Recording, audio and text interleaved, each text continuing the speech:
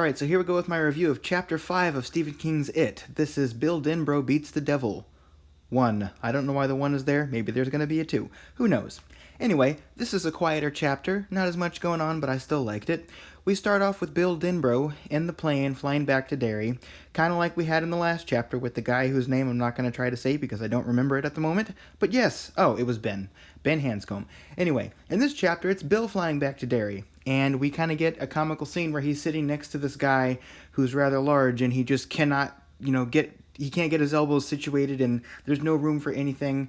And it's not funny because it's kind of making him nervous a little bit, but it is kind of funny because a lot of people who have flown on planes have been in a situation where you have absolutely no room and nobody cares. Anyway, there's some possible connection, I think, between Bill and Ben because they both had the situation where they started on a plane and they are falling asleep and kind of going back through the decades. Anyway, he's thinking about his bike. He had this bike back in the day that was called Silver. It was named after that, I don't remember what show it was, but it's a show that says, "Hi-ho, Silver." And he's imagining himself riding on this bike. And we find out later the bike played a really important role.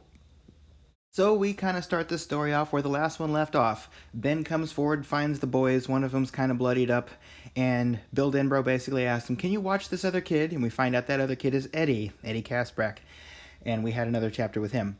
So Bill's like, "I'll stay here," or no, that's wrong. Bill's like, "You stay here, and I'll go get some stuff, and I'll go get his inhaler, then I'll come back," because he's having an asthma attack, as we find out. So I loved the scenes with Bill riding down the sidewalk in his bike and just flying and not really caring about what's in his way and almost hitting several things and people, because I can tell you I've also had those experiences where I had a bike.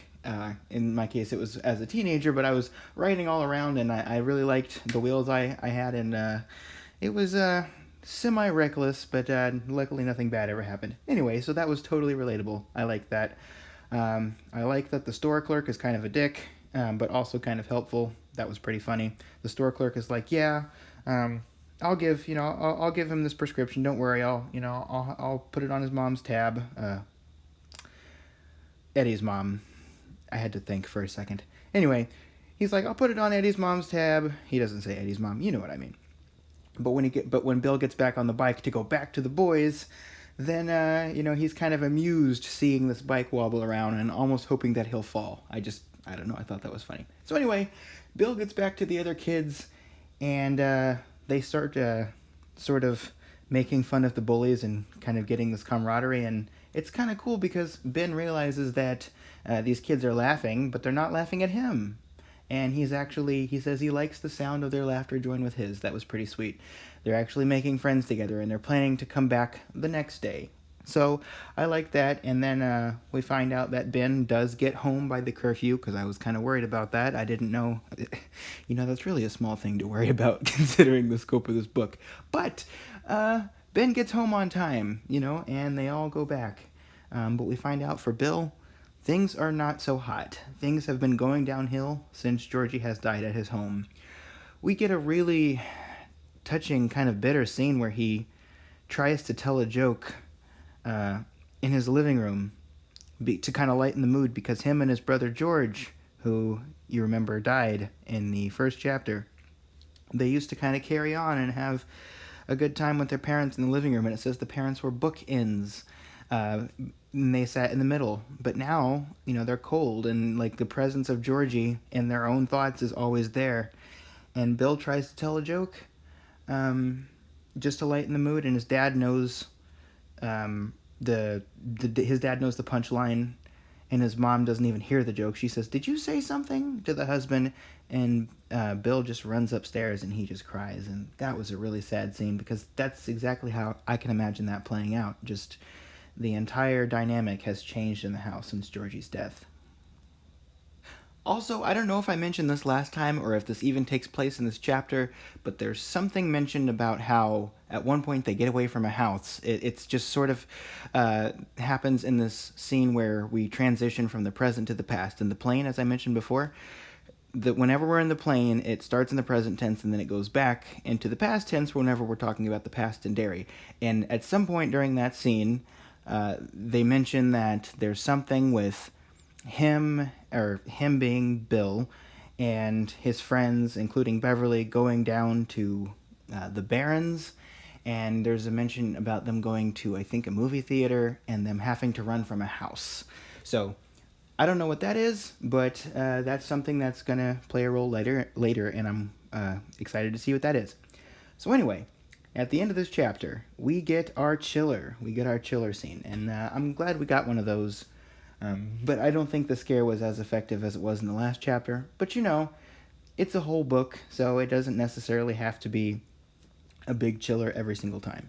So what happens is Bill visits Georgie's room again. They'd all been sort of going up to Georgie's room just to remember him. There's a really sad scene at one point when the dad starts to take the toys out of the room and the mom says, "Don't you dare move his stuff," and they both just go in separate rooms and cry after that. Again, a really sad grieving scene there. But anyway, Bill is going up to George's room, and he says he's doing it to kind of imagine him as he is, because he says he has this fear of sort of a zombie Bill stepping out of the closet or a hand reaching out to grab him. And toward the beginning of the chapter, you think, oh, that's just sort of Bill being paranoid. That's just his own sort of imagination running wild. But then you realize it starts to describe this event, and it says it happened in December, and it's happening again. Bill takes down this picture book, and he's flipping through it and looking at Georgie's pictures. And I do like there's a little thing in here that it says, the pictures were taken by somebodies for lost reasons. I like that phrasing. That's really cool. Pictures taken by somebodies for lost reasons. Anyway, he's flipping through that picture book, and he gets to this picture of George with his class. And he's looking at the picture, and he sees him, and he's kind of comforted by that. And just as he's about to close the book, George's eyes look up at him, and he gives him this little grin, this sly little grin. And it's unclear here whether the picture actually talks or if this just pops into Bill's mind. But George says, "I'll see you soon in my closet, maybe even tonight." And then you realize that, oh my God, that wasn't just his imagination. That's something that happened. That's something that happened that made him afraid. So Bill throws the book across the room, and then blood starts coming out of the book. Actually, before the blood starts coming out of the book, it lands, and then there's no wind in the room, but the book flips back to that page, and then blood starts coming out of the book, and Bill runs. And that's the end of the chapter. So that was a pretty decent scare at the end.